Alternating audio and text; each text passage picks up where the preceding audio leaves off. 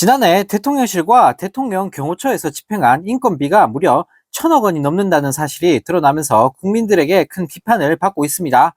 윤석열 정부의 인건비가 10년 새 최대치를 기록하면서 국민들의 피 같은 세금이 줄줄 새고 있다는 사실이 또다시 적나라하게 드러난 건데요. 기재부로부터 제출받은 자료에 따르면 작년 용산 대통령실과 대통령 경호처의 인건비 실집행액이 무려 1,007억 5,400만 원이었다고 합니다. 이는 2014년 대비 약 51%, 윤석열 대통령 취임 첫 해인 2022년 대비 약 6.8%나 증가한 수치라고 하는데요.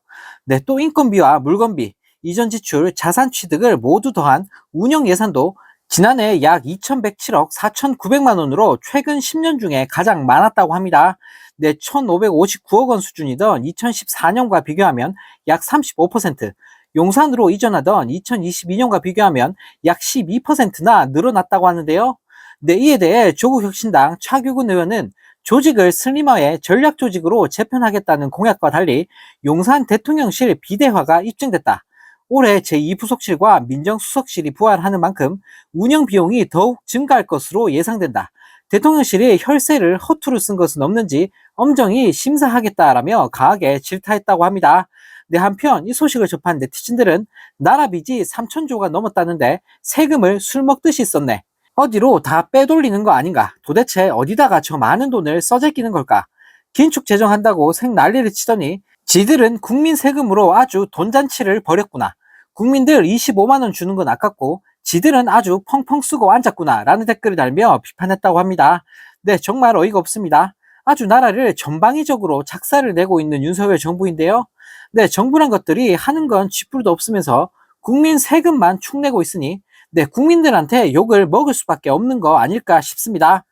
또 다른 소식입니다. 이재명 민주당 대표가 윤석열 정부의 독도 지우기 진상조사단 구성을 지시한 것에 대해 국힘당이 발끈하고 나서면서 국민들에게 조롱을 당하고 있습니다. 왜 국힘당 지들이 발끈하는 건지 많이 찔리긴 찔린가 봅니다. 한지아 국힘당 수석 대변인은 독도 조형물은 없앤 것이 아니라 보완해서 새로 만든다는 취지였다라는 역대급 헛소리를 날렸다고 하는데요. 그러면서 우리가 프레임 정치나 궤변 정치 그리고 선동 정치는 지양했으면 하는 방향을 지속적으로 말씀드리고 있다라는 뻔뻔함까지 선보였다고 합니다. 또 대변인은 어느 정부가 친일로 가려고 하겠나? 결국에는 우리 대한민국을 위한 부분이라며 그런 것들을 선동해서 국민들을 호도하는 부분에 대해서는 깊은 유감을 표한다라는 궤변까지 날렸다고 하는데요. 한편 이 소식을 접한 네티즌들은 지들이 맨날 의심받을 짓만 해놓고 이제 와서 발뺌하면 다냐. 이것들은 툭하면 선동이라 하네. 선동은 국힘당 니들이 이직들한테나 하는 게 선동이지. 그걸 지금 말이라고 하냐. 독도 조형물만 골라서 없앴다가 걸리니까 개소리 하네. 말 같지도 않는 소리 하지 말고 독도 조형물 다시 원상복귀 해놔라 라는 댓글을 달며 비판했다고 합니다. 정말 어이가 없습니다. 국힘당 지들이 허구한 날 친일 매국노처럼 행동해놓고 어쩜 저렇게 뻔뻔한 인간들만 모여있는지 모르겠는데요. 이런 수준 낮은 인간들이 나라를 이끌고 있으니 나라가 망할 수밖에 없는 거 아닐까 싶습니다. 또 다른 소식입니다. 윤석열 정부가 또다시 폭망 신기록을 달성하면서 국민들을 열받게 만들고 있습니다. 정부와 가계가 진 빚이 올해 2분기 말 처음으로 3천조 원을 넘어서면서 한국 경제가 파탄이 나고 있다고 하는데요. 무식한 부자 감세로 세수 펑크가 이어지면서 국채 발행이 늘었고 부동산 영끌, 비투로 가계 부채가 급증하고 있다고 합니다.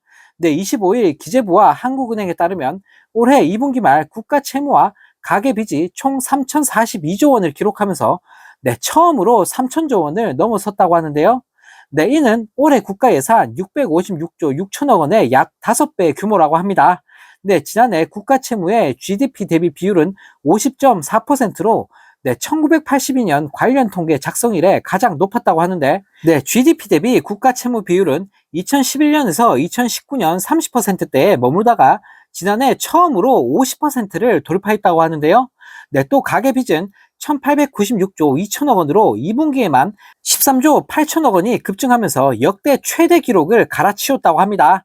한편 이 소식을 접한 네티즌들은 이직들은 논리란 게 없다. 또 문재인 탓하겠지 뭐. 일본에 퍼주고 나라 망하게 하는 게 윤석열 사명인 듯.